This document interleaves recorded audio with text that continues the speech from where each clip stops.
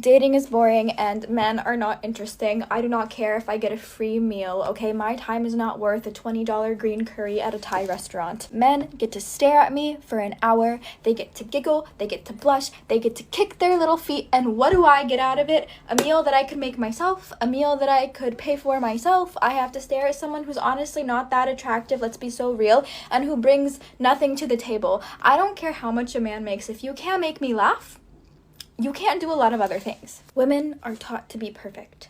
Perfect. In the way that we look, in the way that we think, in the way that we act, with literally everything we do. And what are men taught? That the way that they are is okay. Men are taught that their existence is acceptable, regardless of what that existence is. I encounter men in their 20s who have acne.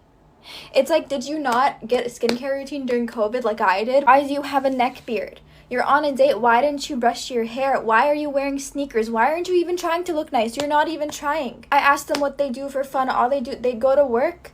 They go to the gym. I never see a bicep. I don't see any muscles. Like, what's it gonna take for you to pick up a book that isn't Atomic Habits?